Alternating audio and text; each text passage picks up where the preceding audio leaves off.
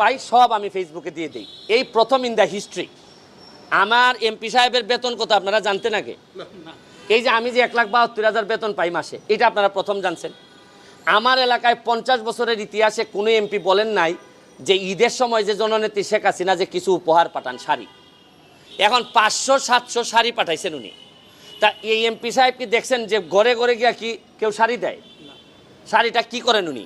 উনি বন্টন করে দেন যে সাবধান, কোনো শাড়ি বিক্রি করা যাবে না, তুমি গরিব দেখে দেখে তুমি মানুষকে দিবা। এখন আমার যারা বন্টন করছেন এর মধ্যে একজন প্রতিনিধি, উনি আমার বন্ধুর বউ উনি গরিব বিবেচনায় দিয়ে দিছেন। এখন আমার বন্ধুর অবস্থা কি জানেন? 95-এ আমি মেট্রিক দিছি। যারাই 95 দিছে এরাই কয় বন্ধু কই আমার জড়াই ধরে। আমি কি না করতে পারবো? ভাই তুমি আমার বন্ধু না, আমি ফুটবল খেলি। ওই যে উনি একজন আছে 95, উনি যদি জড়াই ধরে বলে আমার বন্ধু, তা আপনারা তো রিপোর্ট করবেন যে একজন বন্ধুর সাথে দেখা।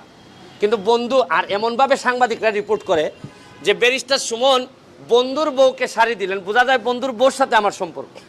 মানে রিপোর্টের ভিতরটা উপরটা এরকম না, রিপোর্টের উপর ফেসবুক রিপোর্টের উপরে প্রথমে রিপোর্টটা হয়েছে প্রথম আলোতে। আর প্রথম আলোর মতো পত্রিকা করার পরেই সবাই একটু মজা পাইছে, কারণ প্রথম আলোর তো একটা আস্থার জায়গা আছে। কিন্তু প্রথম আলো যে নিচে নামতে নামতে শাড়ি পর্যন্ত খোলা শুরু করছে এটা তো আর আমরা জানতাম না। তো আমি এটা তো বলছি যে ভাই আপনি একজন এমপি বা সরকারি কর্মকর্তার বিরুদ্ধে অভিযোগ আনবেন যে আপনি কি সরকারি মাল বিক্রি করে দিচ্ছেন কিনা। এখন আমারে বলা হয়েছে গরিবদেরকে দেওয়ার জন্য। এখন আমি যদি বিবেচনা করি যে আপনি মনে হয় গরিব ভাই, তা আমার বন্ধু উনি যিনি দাবি করলেন উনি করলেন কি, বললেন যে না আমি গরিব না, আমি আরেকজন গরিবকেই শাড়ি দিয়ে দিছি। এই হচ্ছে গিয়ে ফ্যাক্ট।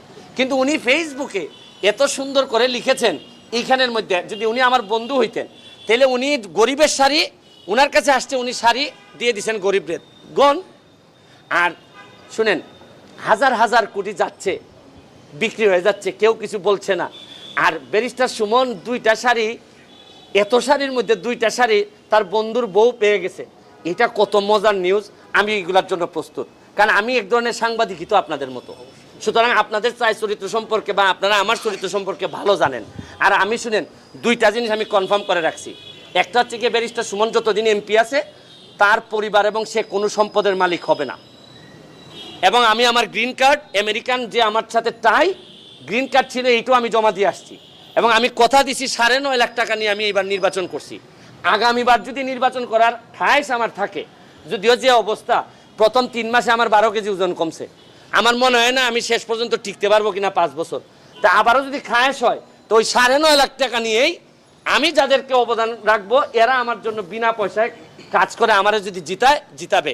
আর এমপি হিসাবে আপনি মনে রাখেন, সুবিধা যদি না নেন তাহলে যে ভাই কত অসুবিধা, আপনি আধা পাগল হয়ে যাবেন। 7.5 লাখ মানুষ প্রতিদিন আপনার ঘাড়ের উপর শ্বাস ফেলে। আমার গত পরশুদিন ঘূর্ণিঝড় হয়েছে, ঘূর্ণিঝড়ে আমার গড় টিন উড়ে গেছে প্রায় 400 থেকে 500 মানুষের। আর আমার দায়িত্ব ধৈর্য দেওয়া হয়েছে 47 বান টিন। মানে আমি 47 জন মানুষকে 1 বান করে টিন দিতে পারবো। যারা টিন পায় নাই তারা আমার 14 গোষ্ঠী তুই লাগালাগালি করতেছে, হেই মেয়ে তোমারে ভোট দিছি মেয়া, তুমি একটা টিন দিতে পারো না। এখন আমি টিন যদি সরকারের বাইরে গিয়ে দিতে হয় তাহলে কিছু চুরি করতে হয়। আর আমি হাইকোর্টের অ্যাডভোকেট হিসেবে যা ইনকাম করি তা আমার পরিবার এবং আমার এলাকার জন্যই। আর নাইলে তো আমার গম চাল বেচতে হবে, আর বলতে হবে যে আমি এমপি সাহেব আসেন কিছু কথা টথা বলি। তো এইগুলা বললে তো আবার আপনারা সব রেডি